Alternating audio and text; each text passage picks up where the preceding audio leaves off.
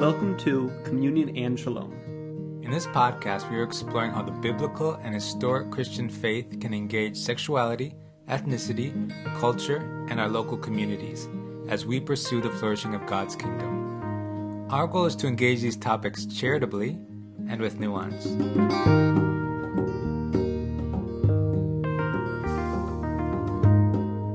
We are back for another episode with our esteemed interviewee, Joel Carini. Am I saying your last name right? That's correct, Carini. Is that Italian? What's the background of that? Yeah, Italian, or apparently if you tell an Italian, they say it's Sicilian. Oh. Sicilian. Okay. Yeah. Interesting.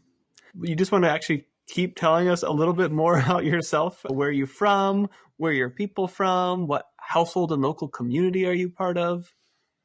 Yeah, absolutely. I was born and raised in Rochester, New York, which nowhere near New York City for people who aren't from there. I have to clarify. I was raised in a Christian home.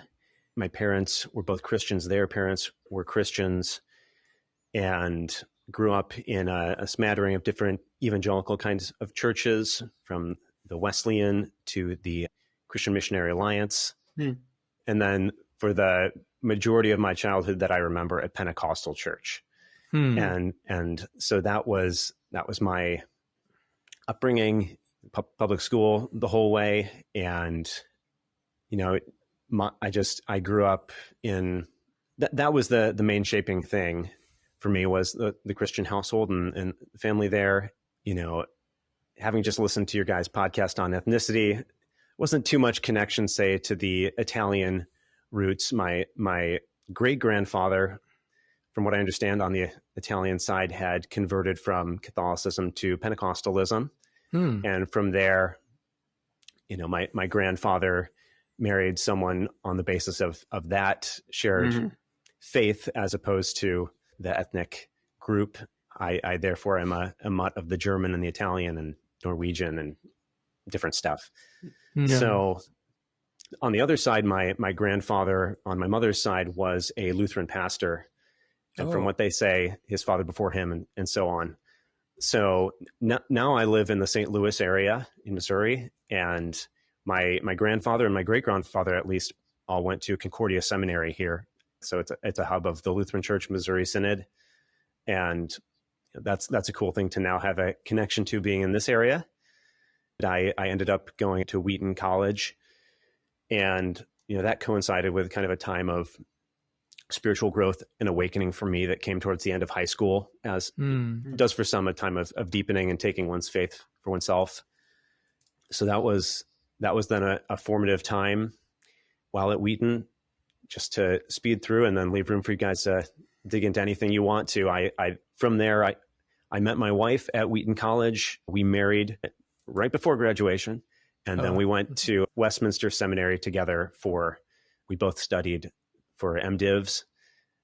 Her name's Anna, right? Her name is Anna. Yeah, she's got her own Substack too. She does. I got her on there when I learned about it. So now she's writing and really enjoying it as well.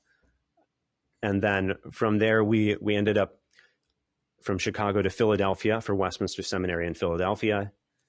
And then as I was discerning my calling, let's say, I thought there would be further academic study in my future. I ended up getting into the University of Chicago. We moved back to the Chicago area, and we again lived in Wheaton for another 3 years. And the degree was only 1 year. I commuted, but then I taught some classes as an adjunct philosophy prof at community college in different places for 2 years, trying to get into PhDs, because I wanted to do a PhD in philosophy and bring philosophy and theology together. I ended up getting into St. Louis University, which brought us now to St. Louis.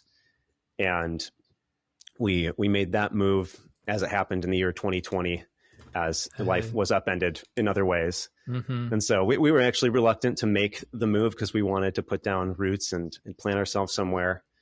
And God had other plans for everybody, it appeared. So through all those events, we ended up moving to the St. Louis area, and we now live in a community out in St. Charles, Missouri, a little bit outside the city and interesting little community built on these new urbanist principles. And so I'm midway through the PhD, and that's where I'm at in life.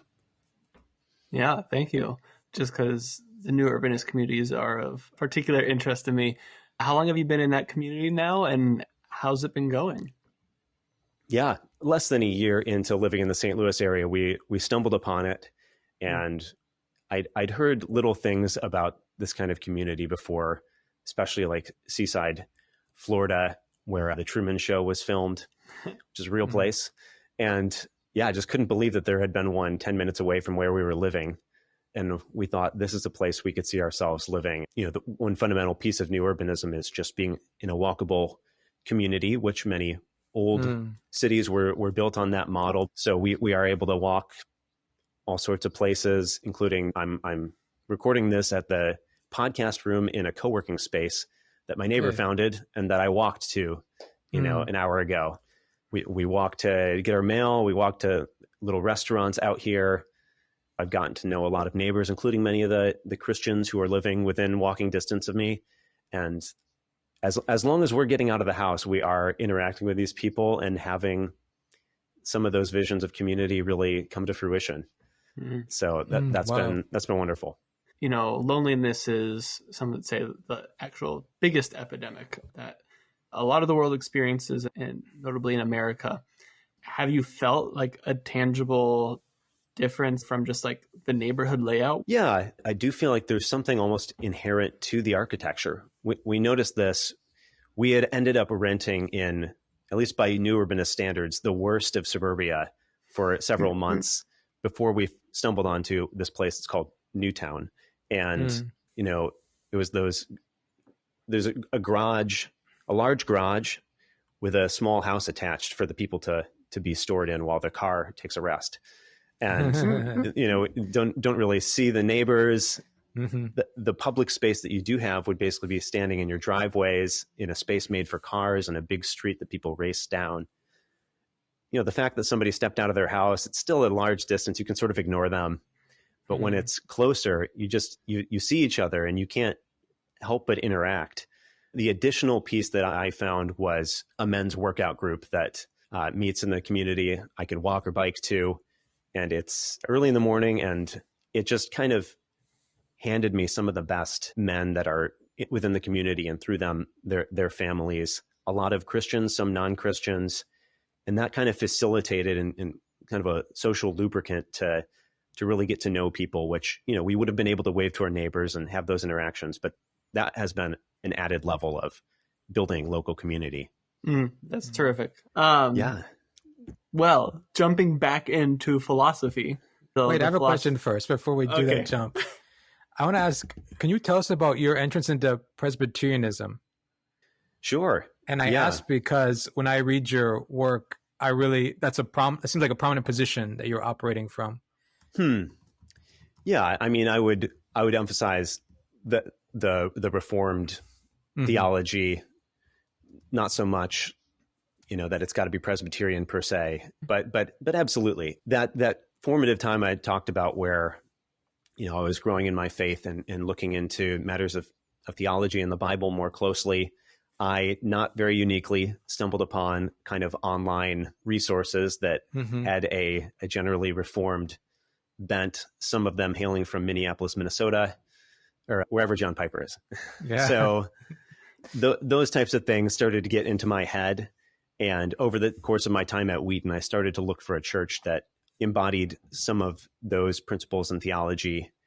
Eventually, I stumbled onto something that was even a bit more specific, which was a Presbyterian church near Wheaton College that delivered what I was looking for, and also a few steps and theological niceties more. But the pastor there really kind of took me under his wing and mentored me, and was a spiritual father to me, more formatively than any professors I had at the college or any other relationships with someone older, an adult in my life. So that, and very soon meeting my now wife, definitely wed me to Presbyterianism. She come from a Presbyterian background? She did. She grew up in a even smaller Reformed denomination, the Reformed Presbyterian Church. Incidentally, the same one as Rosaria Butterfield. Oh, really? So Interesting.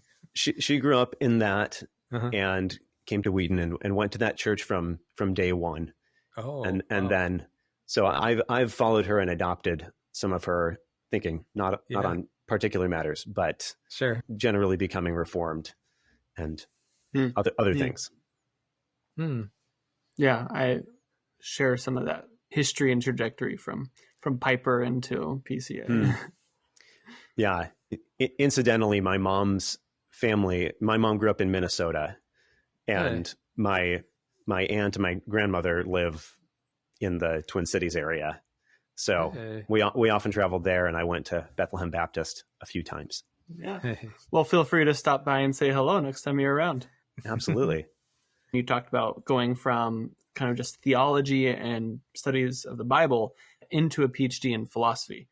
Could you share just how diving into philosophy in a not just a narrowly Christian university has impacted your life as a follower of Jesus? Yeah, it very much has. Half of my intellectual development happened during my time at Christian institutions, 7 years at Wheaton and Westminster, during which certain elements of my kind of intellectual approach were developing, especially this interest in philosophy, complementing the interest in theology. I knew I wanted to go to seminary and study theology, and I was looking into theology a lot in the blogosphere. And as lots of people do, I knew I wanted to level that up to the level of the books and the great works of Christian theology. But my advice I received was not to study theology in that department at Wheaton, given that I was going to go to a seminary degree, but to get some other discipline under my belt. And I've seen this really pay off for different people who studied English or history. And for me, it was philosophy. It's something that would complement and very much complement and give perspective on all the ways that theology and philosophy intertwine.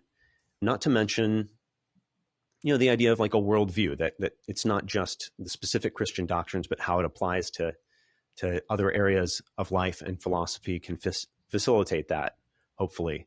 So I developed that interest, and once again, my wife was already studying some philosophy and dragged me into that. We were both music majors, as it happened. So that was sort of the settled thing. But then I took on a philosophy minor, basically. And then I can even remember a switch while I was at Wheaton. So within contemporary Reformed theology, especially online, there's this thing called presuppositionalism as an intellectual approach that says we have to start from all and only Christian, specifically Christian presuppositions and beliefs. You can't argue to Christianity from the outside, because that would be assuming secular presuppositions. You have to start from sort of within the Christian circle. And this is the way to make sure that your beliefs are purely and truly Christian, rather than corrupted by some worldly or secular influence.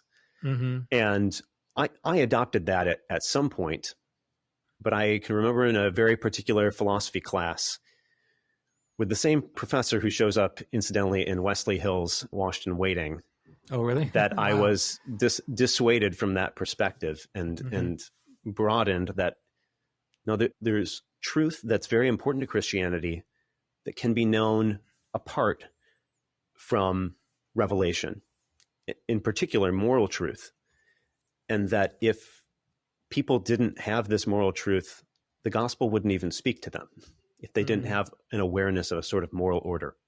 And I think this is embodied by the very first chapter, the very first page of Mere Christianity by C.S. Lewis, where he's talking about the way that people interact with one another morally and assume that there's some moral law that we're all accountable to.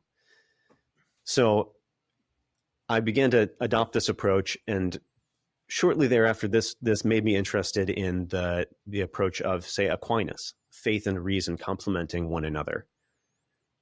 as it happened, this was then the time that I entered Westminster Seminary, which I knew was committed more to the presuppositionalist approach, only starting from Christian presuppositions.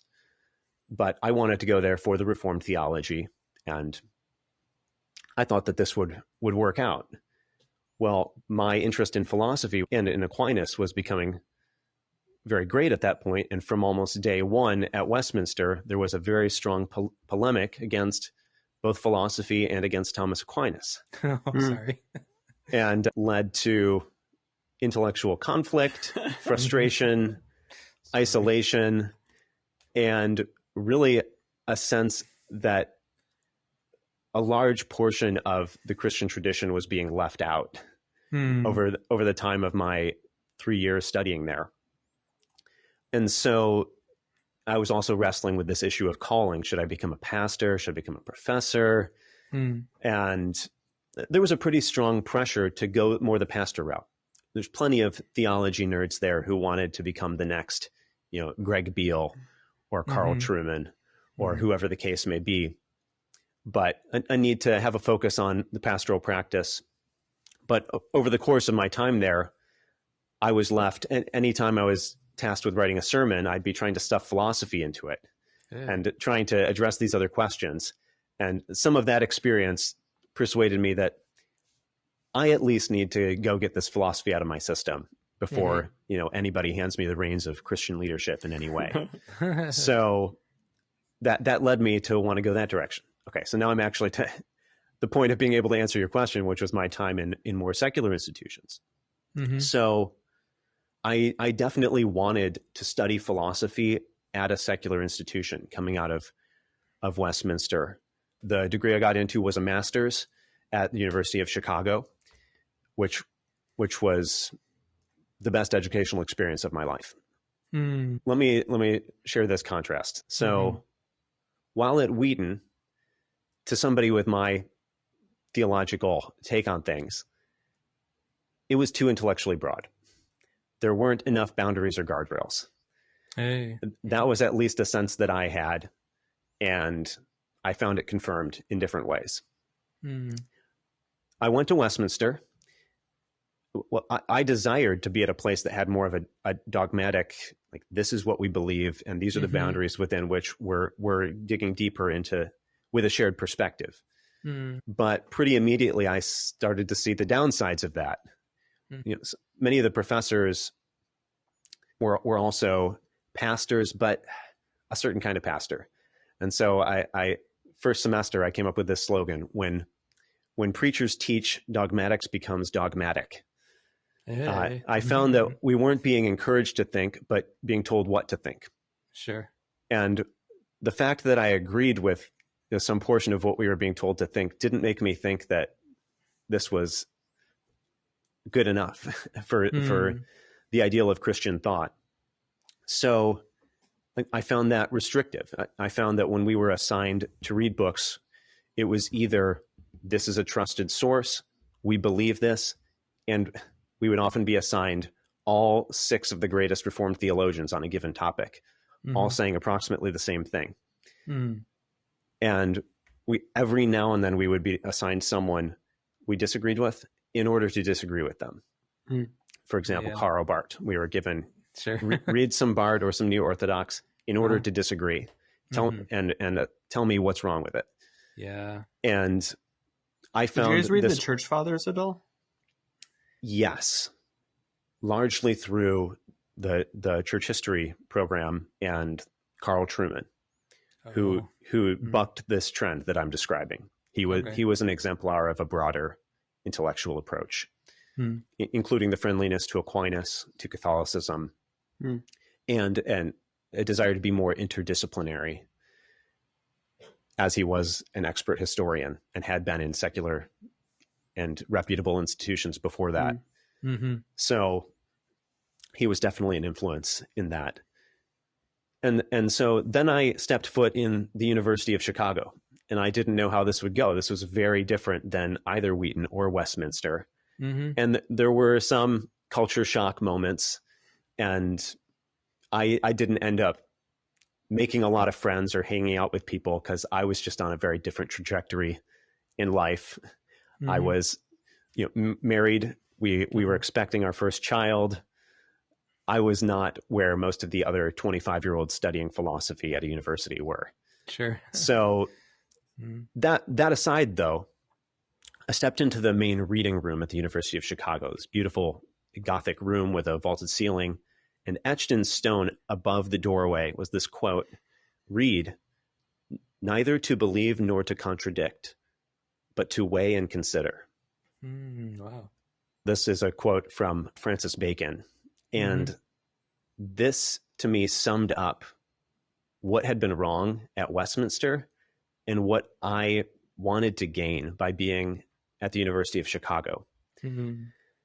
And I realized we had been reading books in order to either believe or to contradict. And so while at Westminster, I had cultivated an additional reading list on the side where I was just trying to learn, weigh and consider, understand. And then the University of Chicago and my courses in the philosophy department allowed me to read works without the assumption that we all agreed on something. Sometimes there were little assumptions that worked their way in, but at least I was there just to weigh and consider, and not to take courses from professors who agreed with me, or, who, if I told them everything I believed, would have been okay with that. But it was a sort of neutral intellectual space in which we could really think and develop our own thinking, and not be told just what to think, but definitely be given tools of how to think. There are professors there who greatly influenced me, and they weren't the ones who shared my theological or philosophical proclivities per se, but the ones who truly taught us to think and broadened our minds. And so that was very formative. And then my experience adjuncting at schools that, once again, did not share a doctrinal statement, that was an opportunity then to try to teach things, including ethics, in a way where we don't all agree on things. I don't know what you think. I'm not going to try to tell you to believe what I believe, but I'm going to sort of facilitate this discussion. And there was a real exercise there. I mean, there's some impulse from an evangelical background of like, somehow I've got to sneak in the gospel and just tell these folks to become Christians, these college kids. I'm like a missionary in this secular college. But I started to develop more the sense that I should do what those professors at the University of Chicago did for me. And I might be peculiarly equipped as a Christian to do that. I was going to say I don't have a hidden agenda, but I don't know if that's quite true. But I can give them what I was given. And that isn't salvation, but it's something really good. People having the capability of thinking for themselves, seeing multiple perspectives, and having an ethics class where they're told, look, on each of these issues, there are coherent, intelligent, and good people who think contrary to one another. And just the broader perspective that would give. So now I'm not at a secular university. St. Louis University is a Catholic school, though the professor that I'm working with for my dissertation is not a Christian and holds a lot of the views of any other secular analytic philosopher. And I view that as a similar exercise of what can I learn from him, and what do we have in common? And, what is the benefit of just avoiding the stuff we disagree with, because we can have much in common on other matters. So those would be some of the main things of what I've learned through that experience. Wow. I appreciate a lot that you said. I feel a lot of similar resonances with my own life as a student. So I appreciate that. I'm Absolutely thinking back to the contrast of the presuppositional framework to this kind of embrace of common ground outside of just the Christian worldview kind of thing. I'm thinking about, on the surface, the presuppositional of like, we start in the Bible, we start with our presuppositions so that we have a solid foundation where Christ is the cornerstone. It sounds very, very Christian, very solid, very good.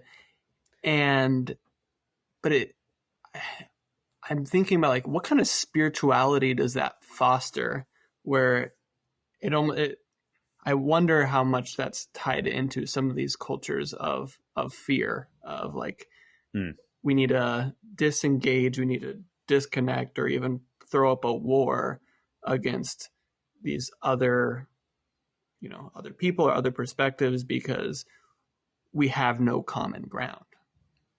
Mm-hmm. Yes. I think that's what it is. Yeah. I mean, a friend and I have been talking about the idea that thinking includes a risk. Mm-hmm. And there's sort of an attempt in certain circles, if more theologically conservative, to just, like an insurance person, like prevent the risk, hedge against any risk, put up those walls and maybe put them in a little bit narrower than they need to be just to be safe. And I mean, there's a real danger there, and it's people aren't aware of that danger because it's the danger of not thinking. It's the danger of writing people off. It's the danger of claiming that things are primary issues that are secondary or tertiary issues. And or here's an important one: claiming that things are gospel issues that are somewhere else, or that there's greater complexity to what a theological conservative, Al Mohler, called theological triage, a term which has always stuck with me. And I probably differ on certain elements of how to do that triage from Mohler, but the idea of like figuring out what is the relative importance of each doctrinal point, and not prejudging it, but really thinking it through. I think that's crucially important. I also think it's important to have different kinds of intellectual spaces. Like, so within Presbyterianism, I watched these presbytery exams where a young man who wanted to become a pastor would do a theology exam. He'd be sort of tested for, are you orthodox on all the points, including our sort of hot button issues, or the places we draw a line that other people don't draw a line. And my test for myself for a long time was, can I pass one of these? Can I be orthodox enough? Can I get myself to believe some things that I just don't quite see in the Bible? And if I beat myself up over this, and eventually got through and did get myself, licensed in the Presbyterian Church, but eventually said, this is the wrong standard. I need to just think things through and let the chips fall where they may. And it's part of why the calling more of a Christian philosopher became appealing again. It's I've seen Christian philosophers. My critique of most Christian philosophers is that they're heterodox. They do philosophize for themselves things that are actually answered in the Bible, and need to engage with that in the Christian tradition more faithfully. Catholic philosophers actually tend to be better in this way for that reason. But then I saw at Westminster a more narrow approach that just didn't allow. The goal wasn't for people to think for themselves, but for them to think correctly. That having been already determined by previous generations, what to think correctly was. And, I would continue to agree with 95% of the Westminster Confession, but I'm not going to beat myself up over the 5% that just allowing myself to think things through has led me in a different direction that actually might be more open to other parts of the Christian tradition. So I do think the presuppositionalism, I've also heard it called the retreat to commitment. There's a book by that name that is analyzing kind of mid-20th century theological thought. Both Barth, who has a version of this, and Van Til is the character from Westminster, who's the presuppositionalist. But it's more broad in the way that David was saying of this sort of fear of thinking incorrectly. And so we just retreat to commitment, as opposed to allowing what's common, the common ground between believers and unbelievers, namely the world. Yeah, And the world. having some outside input of like, what is the world like? Mm-hmm. And how does that shape? I think back to hearing, I remember a day when I heard that the Wesleyan theological tradition said that experience was an essential part of theological method. Mm-hmm. I remember when I heard that thinking, I don't like that. Yeah. It's got to be all the Bible. Whereas now I'd say, of course that has to be part of it. Yes. Uh-huh.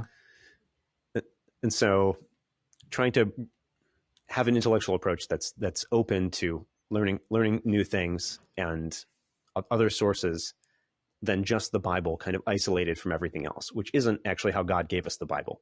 No, not at all. Not at all. Just something as insignificant as like Jesus was riding on a donkey, that outside of the experience of a donkey, like it'll be a little bit hard to understand what's happening there in the Bible.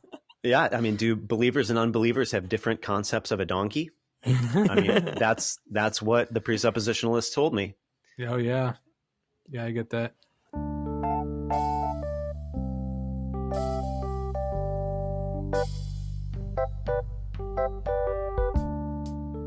I was wondering, I'm so glad you came on this podcast. Thank you. Thank you. I want to, we have a lot of questions, especially on your blog related to being a natural theology, like that sort of topic, and nature and grace. But first, can we just get your thought? I'm curious to hear your thoughts on this concept of orthodoxy, because we in the Side B community, well, at least our podcast, we want to start engaging this question, orthodoxy, related to these contentions over sexual ethics. Like, what is it? Is this outside of orthodoxy? Is this a mistake? Like, is side A a mistake, but they're still within the realm of orthodox? Is orthodox not even the word to use? Those are some options. But how do you think about this concept of orthodoxy as a Christian who's studied the seminary and is now philosophy oriented, like philosopher in training? How do you put these pieces together around orthodoxy? Yeah. So a couple thoughts. One would be, I do think we need to separate theological orthodoxy from salvation.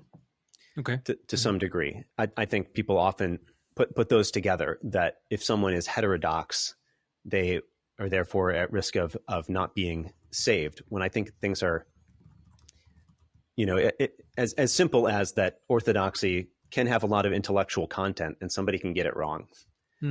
Like an example being something that started to happen towards the end of my time at Westminster, of debating the doctrine of the Trinity and the doctrine of God, and including my professor, Carl Truman, starting to say a generation of evangelical theologians have missed the classical small c Catholic doctrine of God that's shared across Christian traditions, and partly through the influence of complementarianism on Wayne Grudem and that theological subordinationism. I remember an egalitarian professor telling me that was subordinationism in Wheaton, and I didn't believe him.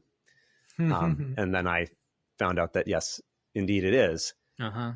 But I've seen people attack Grudem, Bruce Ware, and others. I mean, people can introduce the rhetoric of you're talking about a different God. Sure. Because you're saying something different about God. I've used this before, though I think that was incorrect. Like, orthodoxy is primarily a matter of some pretty fundamental confessions and creeds of the Christian church related to the Trinity and the Incarnation. You can get more specific and talk about Reformed orthodoxy, which we definitely talked about at Westminster, and there you get to start to include more doctrines, but then people can start legislating that a little too much. Yes. But to get to the end of that, there's going to be, I mean, St. Louis area, there's all these oneness Pentecostals everywhere. Okay. I'd never seen the churches for the United Pentecostal Church. I'm sure that the average person who walks into that church has no like coherent knowledge of the history of Christian Trinitarian theology, Probably, but is just introduced to the saving grace of Jesus Christ, and some incorrect things are said about Christ, and we'll be in heaven with a bunch of those people. I suspect this is true for a number of other officially heterodox groups. So I think it's important to distinguish that. But now when it comes to morality, I mean, I remember seeing some of these discussions a few years back. Yeah. Jamie Smith, other people jumping in on this. This is where I think we need to introduce the idea of the law and the gospel. Because I've seen people say we can be theologically orthodox, say on the doctrine of the Trinity and the Incarnation, and be revisionist with regard to sexual ethics. I mean, that would be the side A position. Or it's becoming more popular. I start to hear about theologians at Yale who are actually remarkably cognizant of the early church and of orthodoxy and embrace the doctrine of the Trinity and so on, but don't for a minute really consider adopting a conservative position on sexual ethics and homosexuality in particular. So I've heard it called inclusive orthodoxy from that angle. So both evangelicals going more progressives and kind of mainliners becoming more theologically orthodox in certain ways. Yeah. I think I've seen people try to legislate this as from orthodoxy by calling it a gospel issue and talking about how sexuality and marriage reflects the gospel and all this stuff. I don't think that's the right way to look at this. I think this is a matter of the law of God is a set of teachings that precede the gospel logically, and in that they're to some extent built into our nature, written upon our hearts according to the doctrine of a natural law. God's moral commandments are not arbitrary, or if they are, this impugns the justice of God. Yeah. So therefore, we ought to believe and seek to understand the way in which morality is written upon the hearts of men and women. And the difficulty here is somewhat different than doctrinal orthodoxy concerning the gospel. Because the law is what acquaints us with our need for the gospel. In the Reformed tradition, it's called the first use of the law. And so, one way that people call it a gospel issue is if you tell a person who is same-sex attracted and practicing homosexuality that this is okay, you can still believe all the doctrines of Christianity and receive salvation. You're telling them this is a thing you don't need to be saved from. This is not a thing that God condemns and that you need forgiveness for.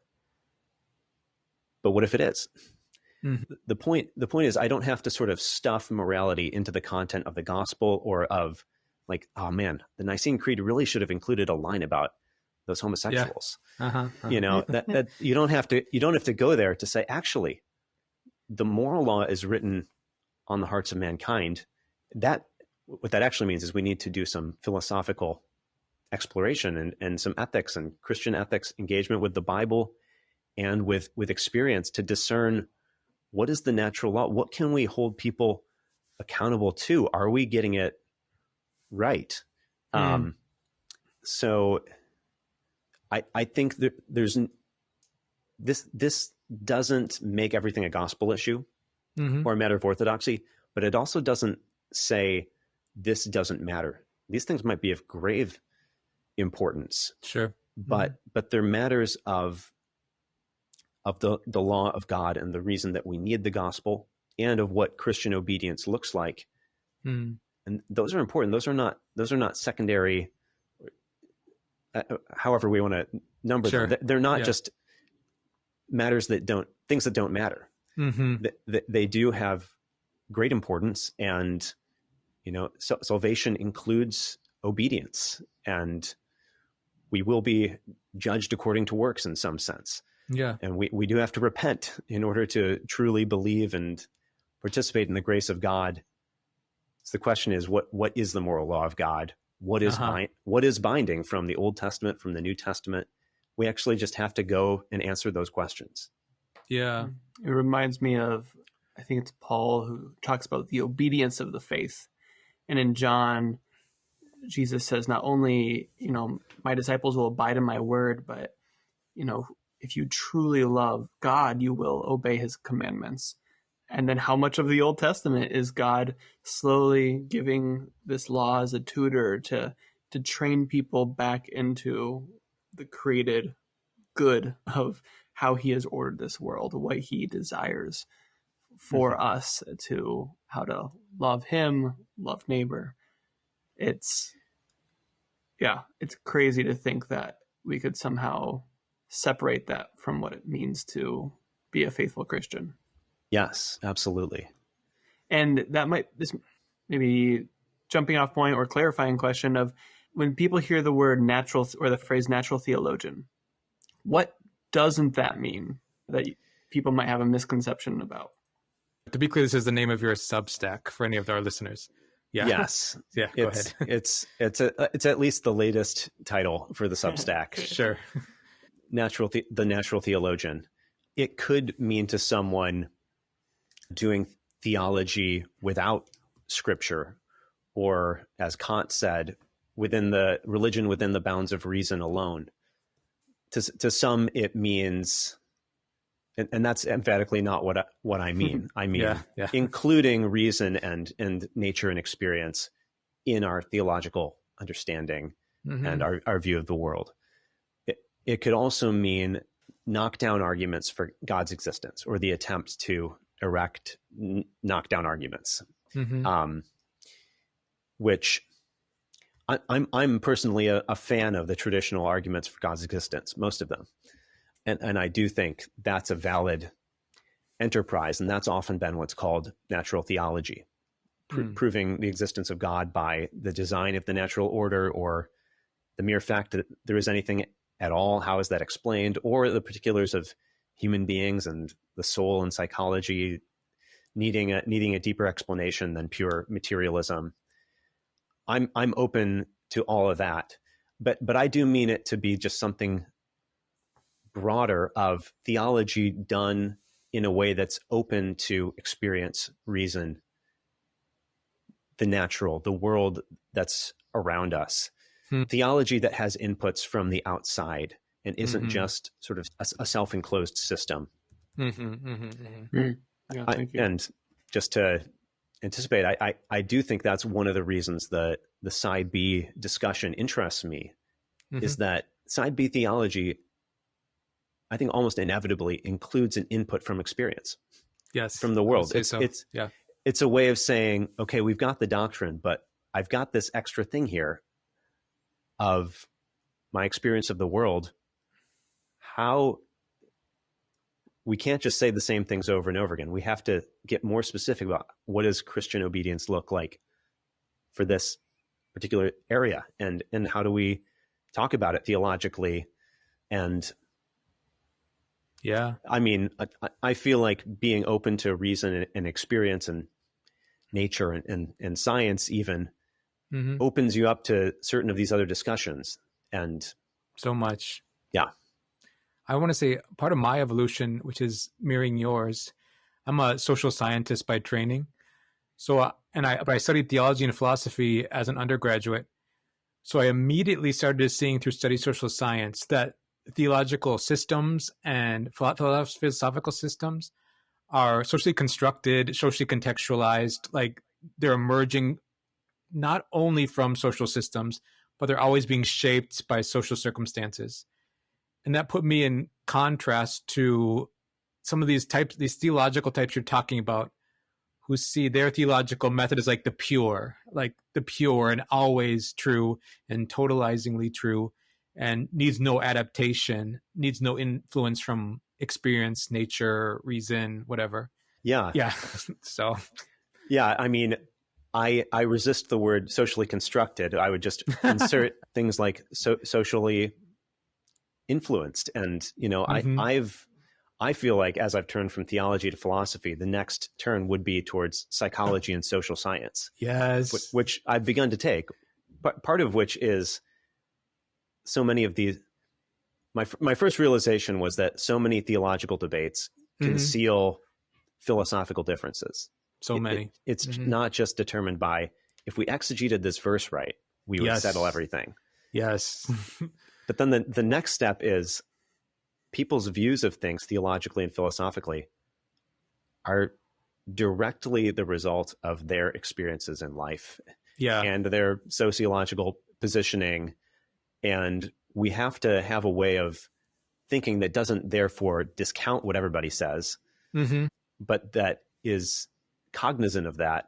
And that, if the goal of theology is sort of, or of someone who's a theologian or a philosopher is sort of to get a universal view of things, they're going to have to be very aware of their blind spots and looking for people who have had other experiences and kind of trying to bring together into one perspectives that would otherwise be opposed. Yeah, that seems so true to me. There's a lot more to say on that. And we can someday we can talk about the validity of social construction as a term. So I'm an engineer and mathematician by training. And so I just think back to just, pure numerical, it's so easy to want to be like, oh, but look, we can get to pure theory.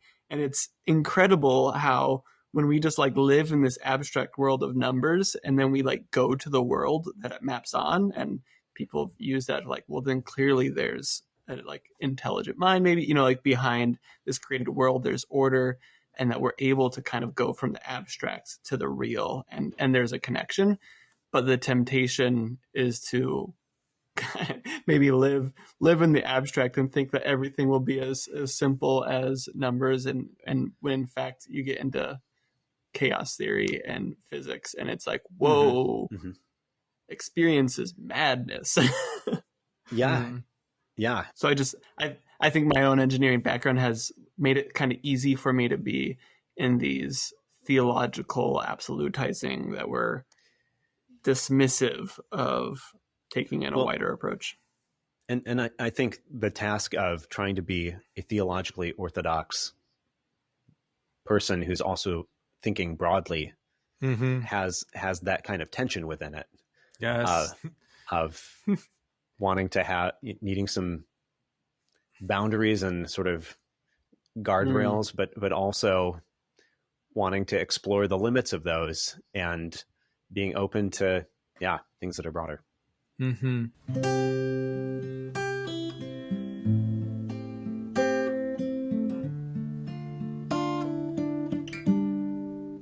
My one question to kind of close out nature and grace and how you've been thinking about theology and philosophy would be, how has this in your life helped you love God better?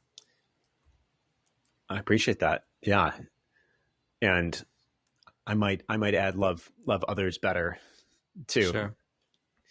2 great commandments. So I mean, I've probably thought more about the latter.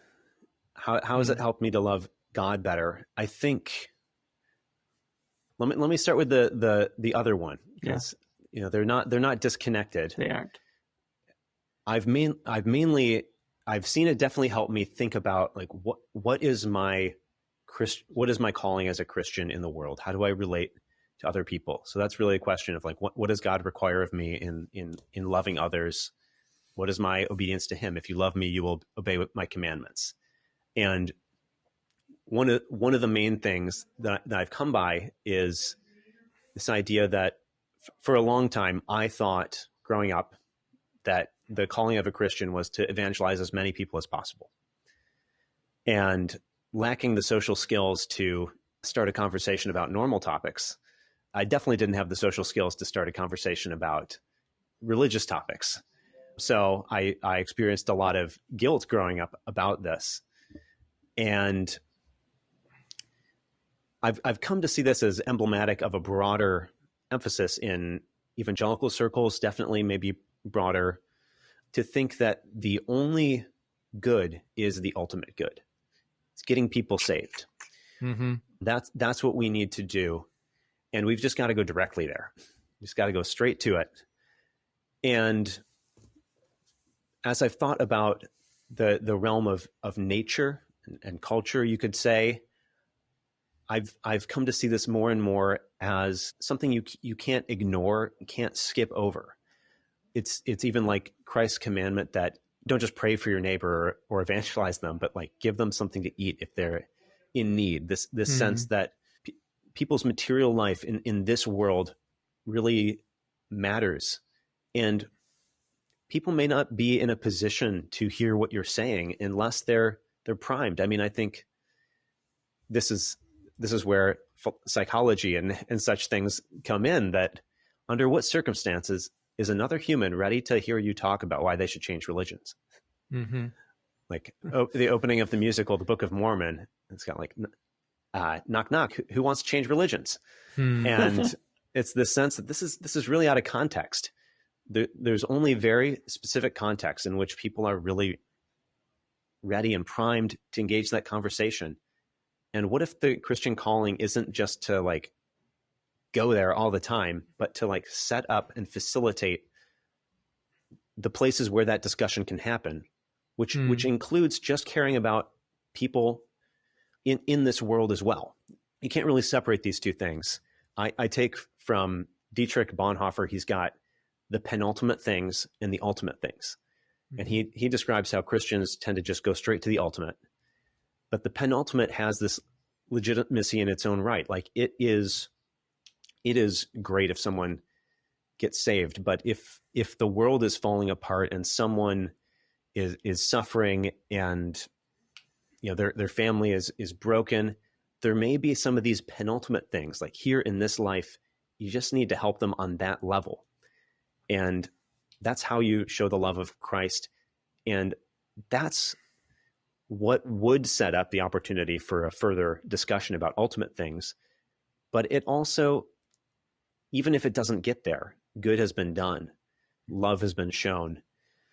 And so I do feel like that's been one of the major spiritual impacts, is a sense that this world matters, and I can love people by caring about them on this primary level, like I talked about with the philosophy classroom, just giving students a great philosophy class that isn't beholden to an ideology. That's a gift, and that will equip them, and maybe someday they'll be a little bit more open to a gospel conversation, but that isn't my calling at that moment. So And I when I was thinking about another way to rephrase the question of like, how does this help you love God?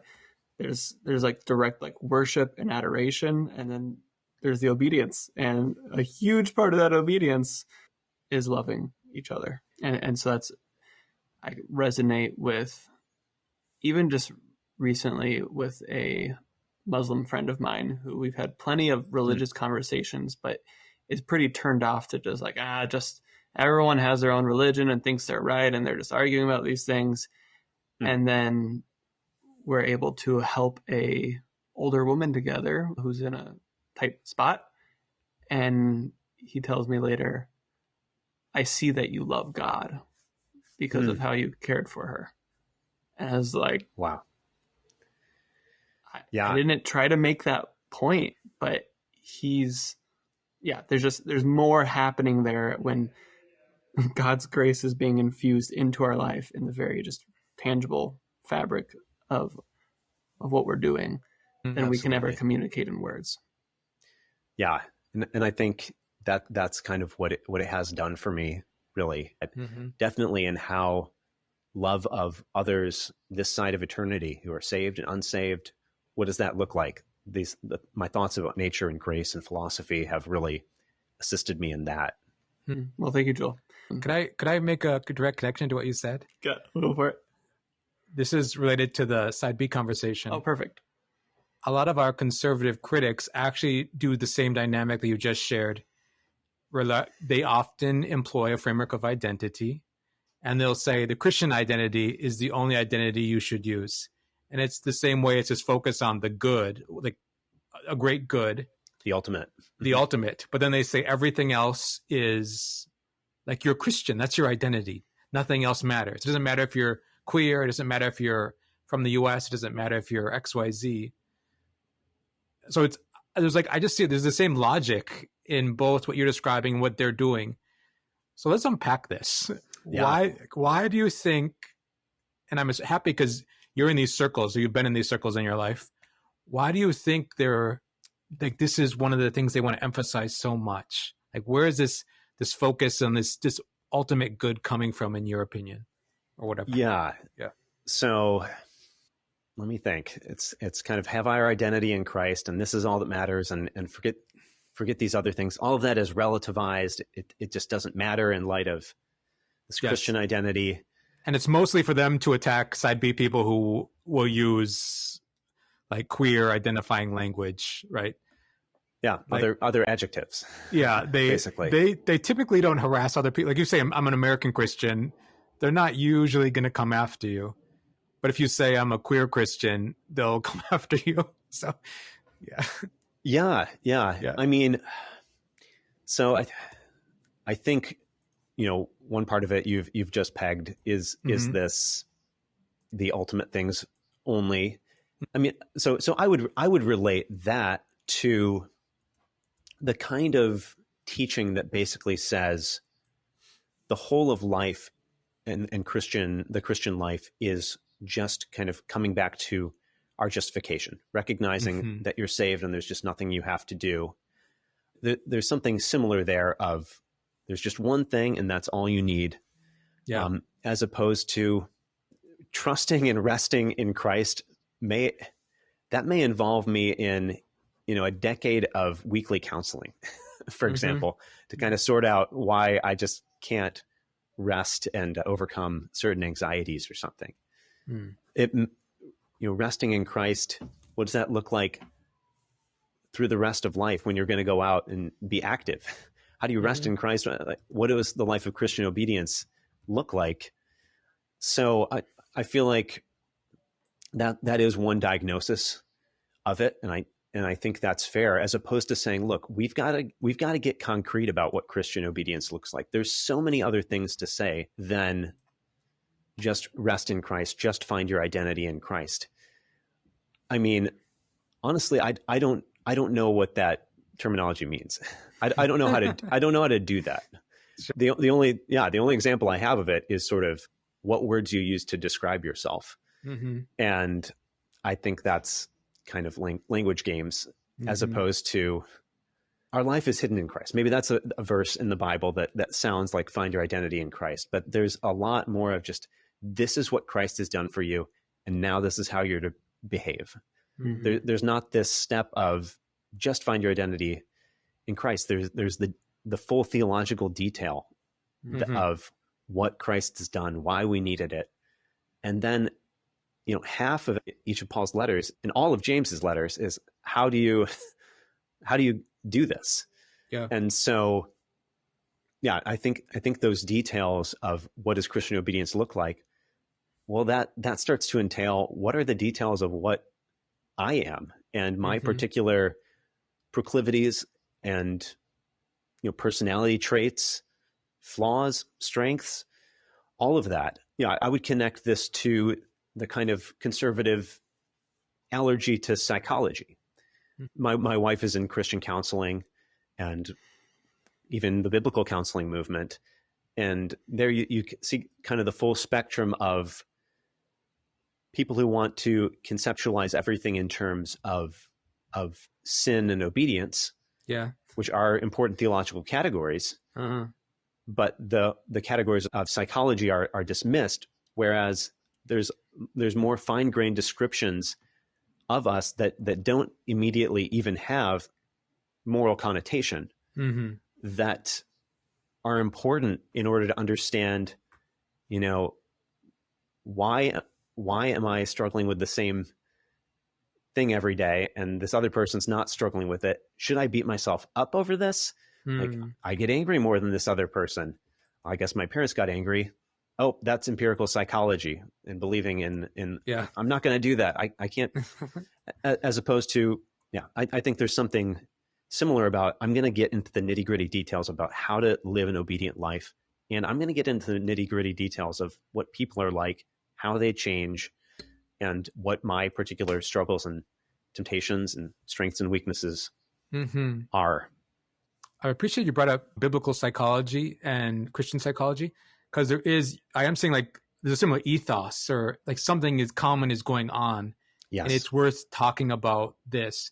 And it's related to a certain spirituality, being a Christian, a certain and I guess intellectual frame for what Christianity is doing or trying to do.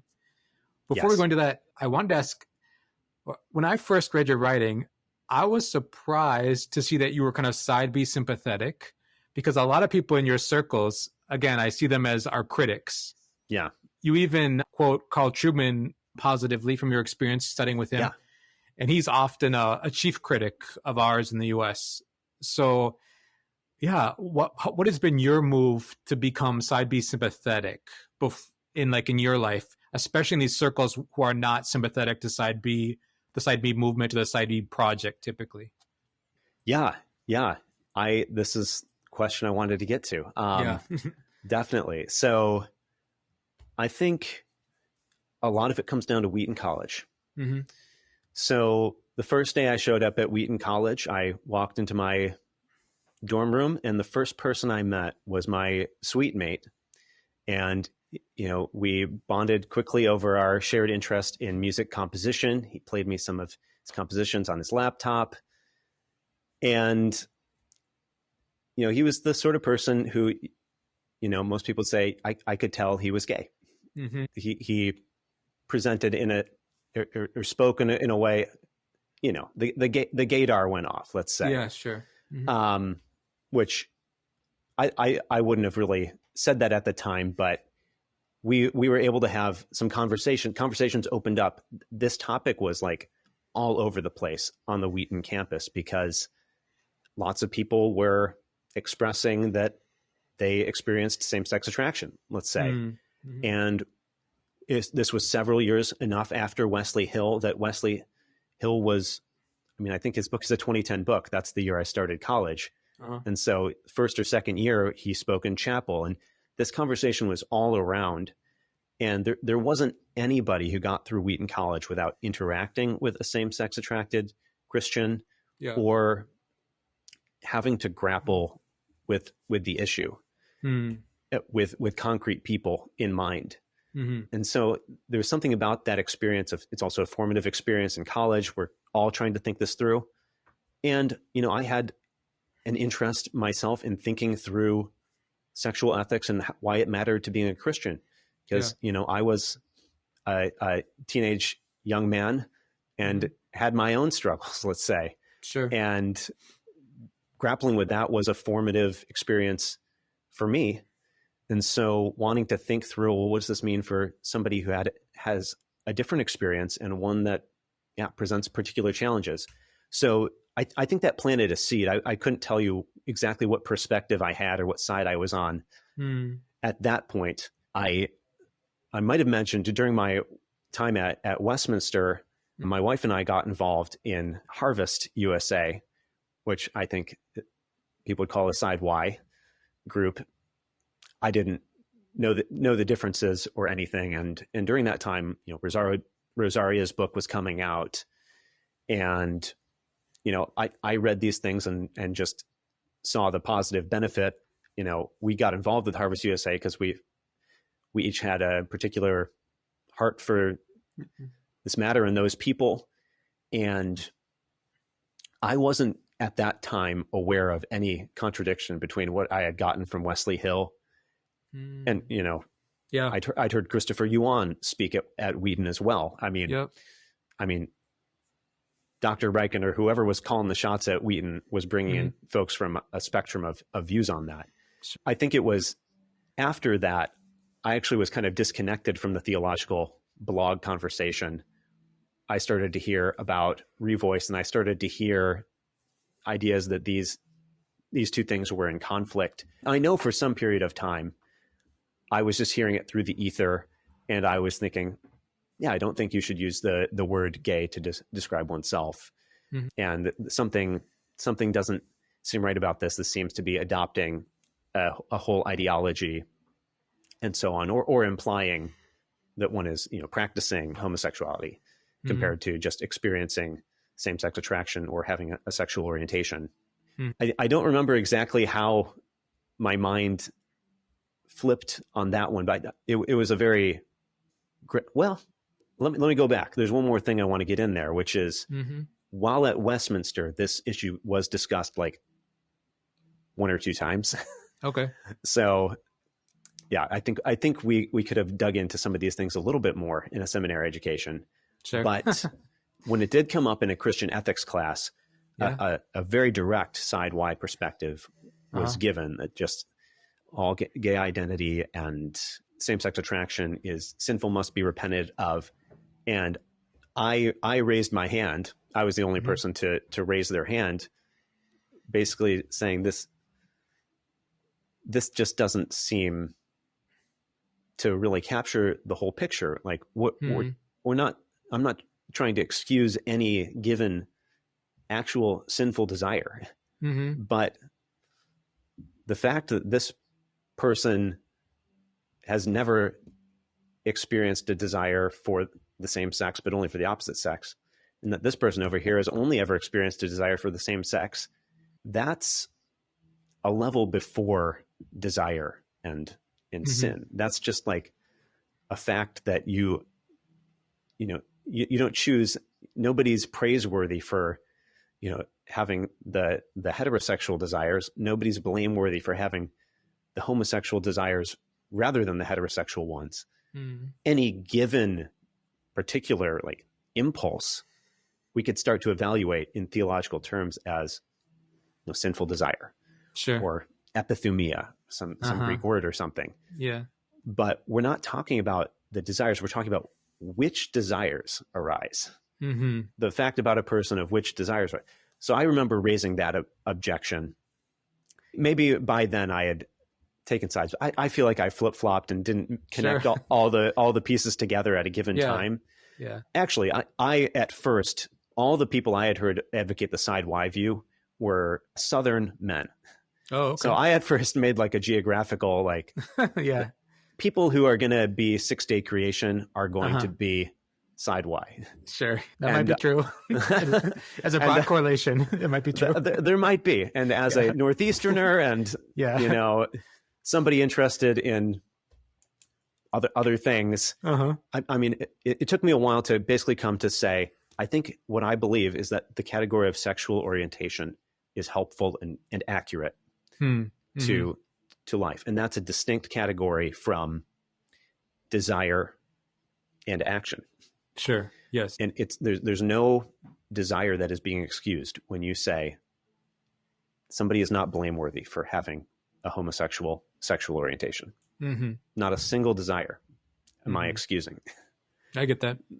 It's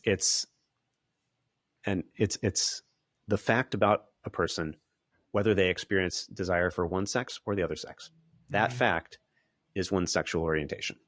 And obviously it's more complex. Not everybody is all one way or the other. Sure. But that's something that precedes action and precedes even desire.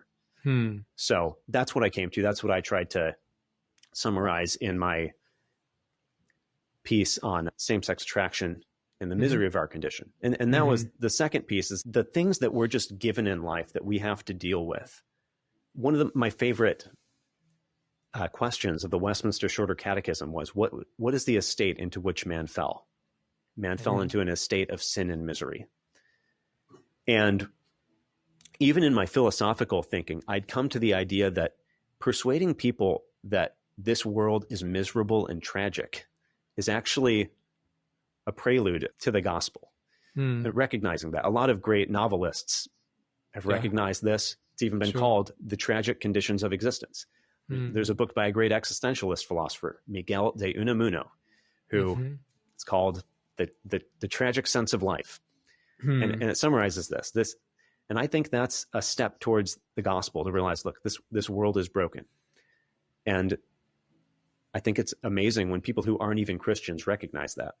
But anyway, that made me want to say, it's going to be a cross to bear for someone that their sexual orientation, the desires that they experience, they're not going to channel into marriage as God designed it.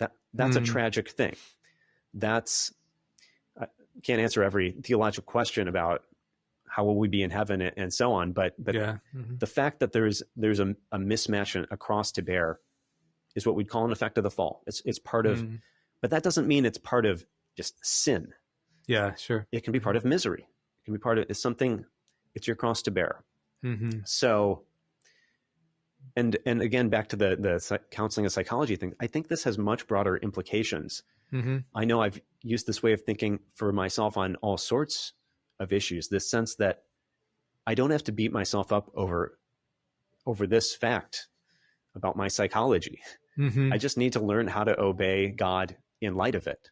Yeah. And actually recognizing it as a fact of my psychology is a helpful step along the way to saying, what does Christian obedience look like for me? Yes. So I think this is a broad application, and it's not just for same-sex attracted Christians that there's something really important to profit from.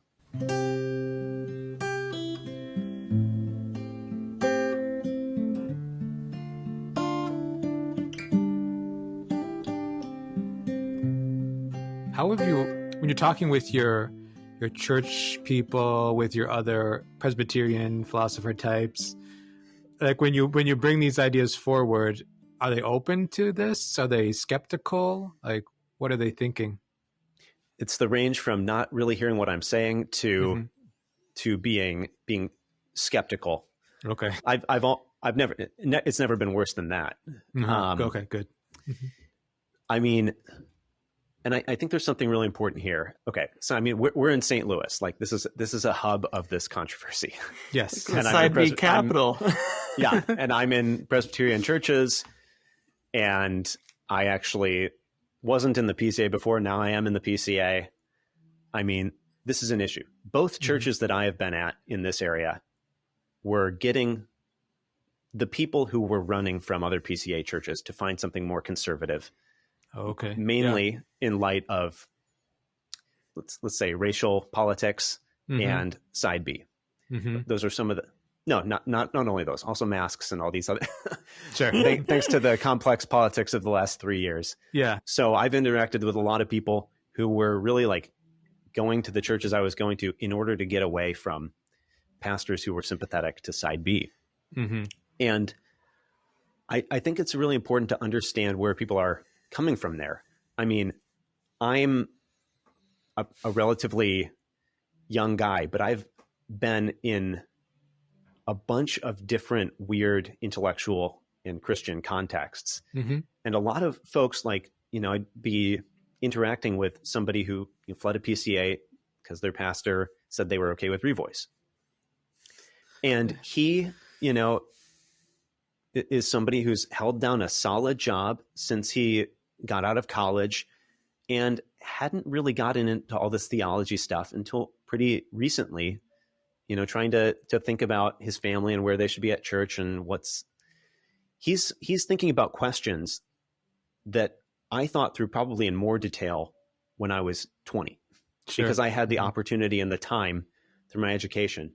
And so right now he's just trying to, this he stands for like several different people, just trying to get his family a solid church. And he's been told that, theological liberalism is coming in this new guise and he wants to avoid it.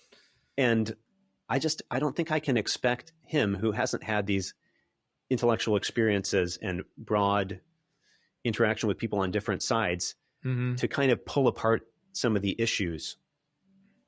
And so I just think that's important, that like for Side B to reach somebody like one of these conservative guys, it wouldn't really be, I think we tend to assume that somebody really figured out what they think. And like, this is where they are. This is the side they're on. When it might be more like they've had time to think about one issue and they've made a choice based on that, but they haven't had other experiences and time to nuance it. And they could be open and amenable to certain arguments. Yeah. So that's one thing I would say. I mean, I've interacted more. I directly had this conversation with the pastor and associate pastor at our church now, Mm-hmm. who are, I mean, I'm at probably the most conservative PCA in the presbytery. If Okay. anybody wants to go figure out what that is, It's probably But- the most liberal PCA church in my presbytery. No. there you go. I don't know, but I mean, they were willing to hear the argument, but they needed to kind of have it spelled out. I mean, I had a clear sense that there's experiences and conversations I've had that this person who's a pastor has never had. That he never had the opportunity. He had a different path through life, and he is concerned to protect his flock against certain errors, and he lumps certain things together that I think should be pulled apart. And when presented with my argument, I mean, I've got enough bona fides just by even attending his church that he's willing to hear me out and consider that they might be too narrow on this issue. But, you know, given that it's St. Louis, there's personal and all sorts of complexities because people know the details of certain church controversies, what's happened at this church, how somebody changed, and it's messy, the reason people end up on the side that they do. So true. For me, it's difficult because I think the side B movement sees itself as like the better account than the past accounts that have been on offer and the current accounts. We think we still hold to the moral way, the moral way of God, because we say same-sex sex misses the mark and is off the table for faithful Christian life. But we also try to contextualize space, you might say, to our cultural context. We're willing to use vernacular. We're willing to have a open, engaged, nuanced, like, I don't know, sensibility towards queer people, towards other things. We're willing to recognize that we have commonalities with like LGBT people more generally. But it's so hard to hear the more conservative people still have the skepticism when we suffer. Some of us literally like suffer to try to walk in this way of life that we are trying to live out. And it's just like, why won't you listen to us or like talk with us instead of just considering us as the enemy or the impure or like the liberalizers of the faith or something? Yeah. We don't see ourselves as that. We see ourselves, I think, typically as, again, we're faithful followers trying to engage a complex conversation that we have skin in the game. And, So absolutely. Yeah. I want to first of all say why I agree with you that the stakes are high. I mean, my experience at Wheaton was, I mean, this is kids who grew up in evangelical households from all stripes, you know, maybe representative, maybe not. I don't know, but a very wide swath of people. Yeah. And one of the main things that is happening is people are reacting to perceived fundamentalism or Pharisaism of how they are brought up. Sure. And a church that isn't willing to sort of work with people and that is viewed as judgmental by the world and sometimes correctly. And particularly, at least back in the early 2010s, the issues might have broadened, was the issue of homosexuality. That was like the main issue that's emblematic of this. And, you know, I didn't agree with how others thought we needed to change a lot of other details of theology, but I agreed we've got to get this one right. And, you know, if the church just continues to have an approach to same-sex attracted teenagers, let's say, you know, new generations of young Christian kids hit puberty, and is there an answer for them? And of course, then that also broadens out to the rest of the culture. But like from what I saw, like, are we going to just do the same thing all over again or are we going to learn a lesson? Because at Wheaton, it felt like we were learning a lesson. And I was seeing people go way further than I would go, but I was like, at least I appreciate what you guys are saying. And I wouldn't want my approach to be judgmental or dismissive. not least because I too want to receive the grace of God in spite of my flaws and what my personality is like and what I'm stuck with in this life and didn't choose. Mm-hmm. So I do view this as, and so I'm sympathetic now, even listening more to and reading some side B material to the critique that side Y ends up being kind of practically side X. Yes. Because that's what I think. Yeah, I mean, I think there can be more complexity in individual cases why someone thinks the way they do, but practically the actual teaching of just saying, look, I'm just trying to tell you that I'm gay. I didn't choose this. Sure. And I want to know how to obey God, and being told you're still disobeying God. Mm-hmm. How can that not be read as change this feature of you, change your sexual orientation, in order to obey God, or something? So I absolutely agree. My concern is that that message get through. So like I read through Bethel McGrew's piece in First Things, and her asking whether side B has failed, and saying that it did. And, you know, a proper critique of what she wrote was that, given her description, she didn't even ever think that side B had anything good going for it. She did not. So how do you even evaluate it? It was trying for a goal, but it failed, but we could do another thing to reach that goal. No, it's just, we don't even need this goal. Yeah. Whereas I think the goal is to have much better numbers in the next generation of Christian parents who are capable of helping and understanding their kids who are same-sex attracted, and not having that same perception by those kids and by the world that, wow, Christians are judgmental on this thing. So what's crucial there is that the message keep getting out and not sort of be stuck behind a wall that's been put up. And so one of my questions is, what could the side B message have a reach to? I mean, if you looked at the entire reach of side Y and probably still side X in the US, it's probably huge. It is huge. We're probably talking millions and millions of people who are, that's the model. And so I think there are ways that the message could be heard.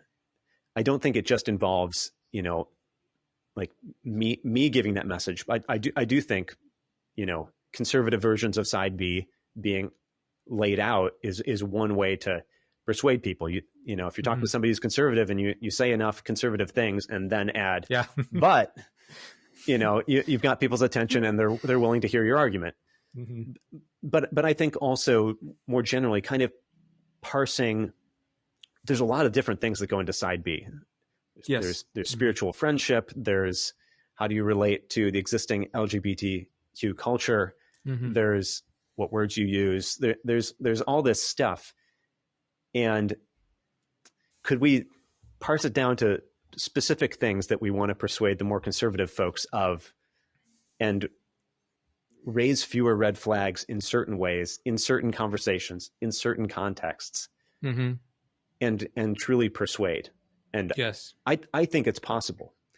You know, right now battle lines are being drawn, and I've just been reflecting on how, even in my own personal experience, the more I have to defend a side B position, which in terms of the language identity stuff is saying we're kind of agnostic. Like, language means different things in different contexts. Like, you don't have to use any words more like to describe. We favor prudential judgment. That's that's the side B stance. That's better. Yes. Prudential judgment, thinking wisely about what language you use. And the more that specific words or specific whatever, you know, sets of language are being attacked, the more I actually start taking a stake in them. And I'm like, no, it's okay for people to use these. Where I would have been like, someone's like, I don't really like it that much. I'd be like, okay, whatever. Like, you don't have to. And I wouldn't have had to spend so much time on thinking about it. And we would have all just kind of felt less about it. Yeah. I mean, that was actually one of the things that persuaded me more of side B was I detected, me and my wife using the word gay in conversation when we thought we were still officially side Y at some point. Sure. And, she still goes back and forth between the two, I think. Sure. Mm-hmm. But I was noticing, look, sometimes words are just descriptions. Mm-hmm. They just like describe something. I do study the philosophy of language in theory. Mm-hmm. I don't know all the details, but I mean, one of the reasons words click is because they have fewer syllables. So Yes, sure. gay has fewer syllables than homosexual. Yes, it does. Or same-sex attracted. Yes. Yeah. And it maps onto something, and it can be just innocent. Mm-hmm. And you can make the further clarifications, gay but not practicing, or celibate gay, or gay as the orientation, not the action, and so on and so forth. But I do think that element of the prudential is really important if we can hold on to that. I sat down and talked with Grant Hartley a few months ago, and he said the same. The critique sort of radicalizes me and pushes me to go further. Yes. And I'm like, I get that. I get that. That makes sense. But for the message to keep getting out, I'm not saying everybody has to put themselves through these kind of tortuous conversations where your own character is on the line. But, somehow a willingness to make oneself heard by people who are holding a view that's more side Y is important. Yeah, I have some thoughts about like how that could be done, or what's got to be pulled apart. I'd love to hear them. David Frank has been really good at that. I've had often a different kind of mission in life, but yeah, what are you thinking? Like, what do you think? What are ways we could have this outreach to more conservative type Christians that can begin to understand side B, like charitably, but also maybe as a plausible alternative to the conversation that's currently existing? So, yeah, well, one thing would be, I feel like what was most influential to me as I look back is being able to just kind of hear stories kind of separate from the theological guardrails being up. Like, I mean, it helps that these debates weren't quite solidified when I first heard Wesley Hill laid out his story. But even when people were complaining about Greg Johnson's coming out in Christianity Today, I remember looking back at that and just being like, this is just a helpful story. Like, what's this person supposed to do? So obviously those stories aren't always heard, but I do feel like what people need is often to know a person who's going through this struggle, or at least through reading about it, understand their dilemma and be forced to think for themselves, like, what would I do if I were in that situation?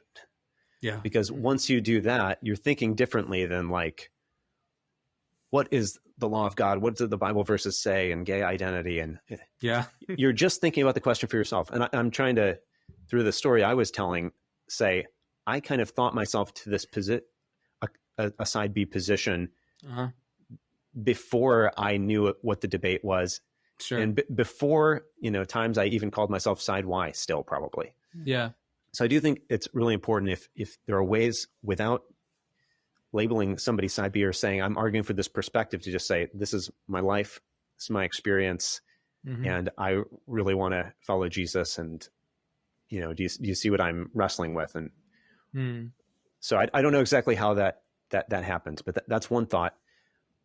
Some others would be, if I had to get down to the core of what I believe that is side B, it is that the category of sexual orientation is legitimate and accurate to describe the hand people are dealt in life. And with that, I think the category of misery, as I wrote in that article, people think through what is beyond people's control that they then have to deal with and respond to in their Christian life. I like the tactic of using the word misery because it's right there in the Westminster Confession. And you can sort of say, well, we can't just say everything's sin. It's also misery. there is a tendency to always make it sin in these conservative circles, and that shows up in the biblical counseling as well. So I'm not saying that will be a knockdown argument either.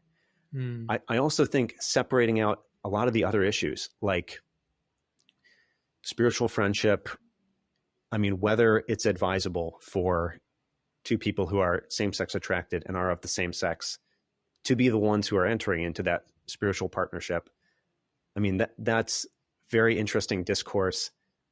But, you know, if you could sort of separate off that issue along with several others and argue for the one core point, a lot of those questions, for example, arise from, okay, well, what does the full life look like of a person who's perpetually same-sex attracted and going to be faithful as a Christian?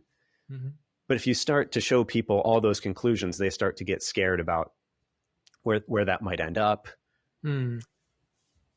I also think separating out the issue of same-sex attraction, sexual orientation from parallel issues like gender identity and even race, because I think it's inarguable that there is a kind of ideology that's common that says these all must be treated the same. And especially when things start to get politically loaded and you've got kind of politically right-wing Christians and they're on guard against some of that, a sense that I'd have to swallow the whole package. And, you know, I'm not there. I'm on the opposite end of some of those things, makes it hard. Whereas I want to just say the same-sex attraction point is correct. This point is correct. And let's leave aside the other issues. Those need to be dealt with in their own detail, and they might come out differently. In particular, I think it would be a great error for side B to treat a transgender identity in exactly the same way as it treats sexual orientation. There's more complexity of how identity works and what are the boundaries and what's going on with transgender identity, gender dysphoria, and the potential medical implications in all that. I think separating that off allows for the point. The difficulty is that, you know, in our current culture, we've got to talk about all the other ones too. But if we can we do this in analytic philosophy all the time. We just talk about one issue, even though there's tons of others. I know it's hard to do that in theological debate, but I do think that's one thing that could open people up to hearing the side B point on sexual orientation. And our social discourse on that is confusing with, you look up even the definition of like sexual identity, and it includes 2 bullet points of sexual orientation and gender identity.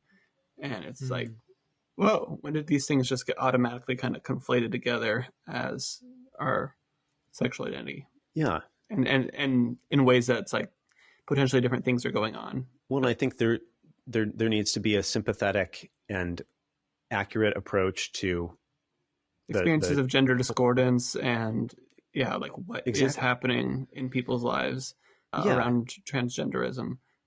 Yeah, just as side B presents a sympathetic account of what's going on in the lives of folks who experience same-sex attraction, but it's not that the conclusion will inevitably end up parallel. It might look different. And I mean, especially when I read Carl Trueman's piece, it's, you know, what's turning Carl Trueman off is more the kind of ideological notes that have to do with identities being able to just be chosen at will.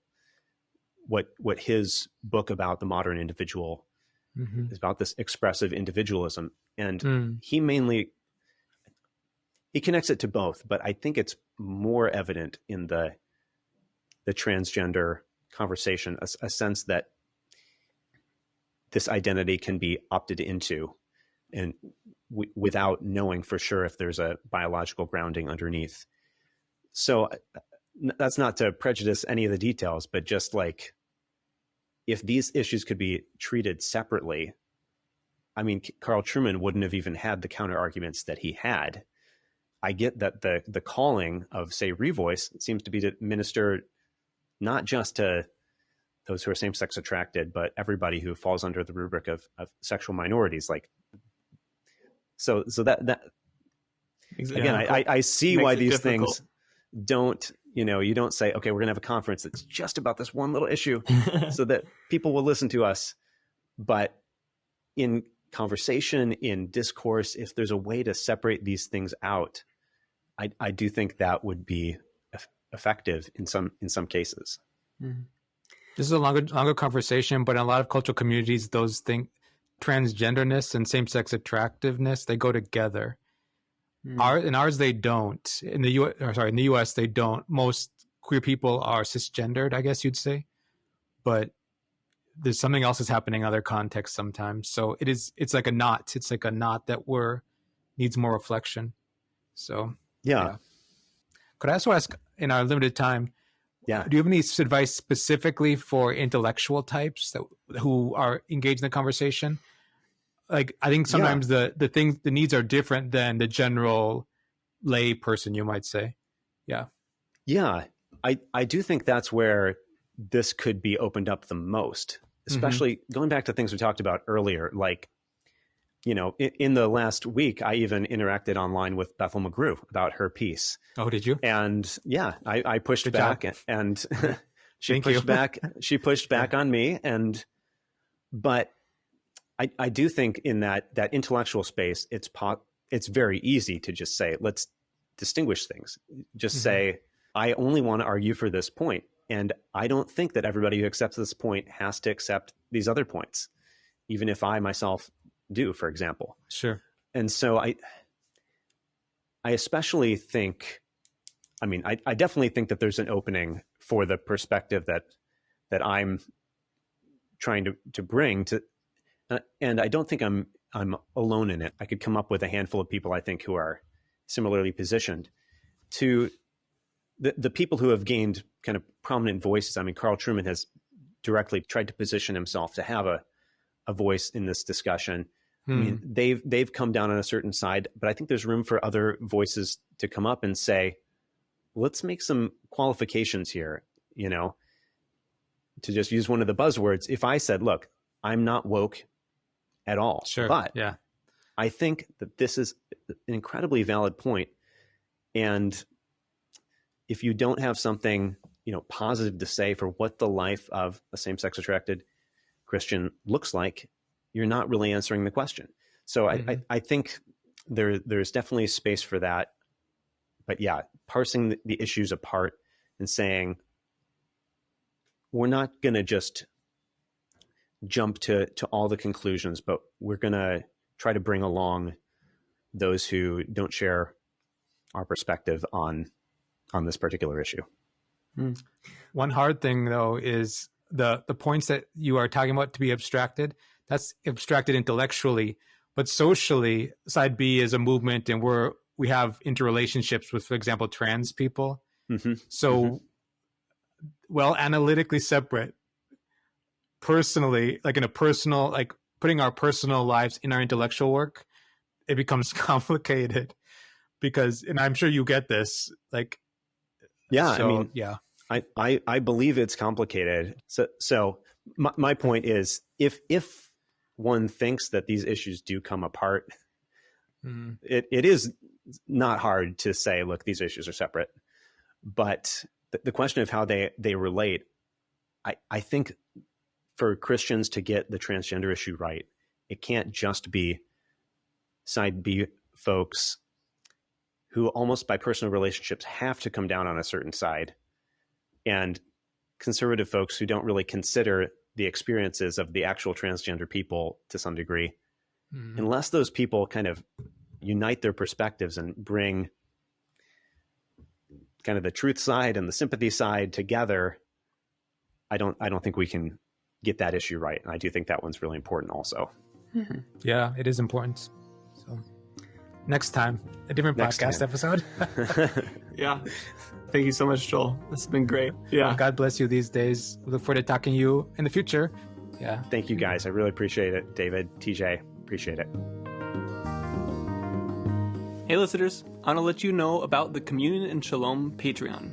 Joining the Patreon community not only supports this podcast, but gives you the opportunity to listen to bonus content, give input on future episodes, and submit questions for a patron-only Q&A.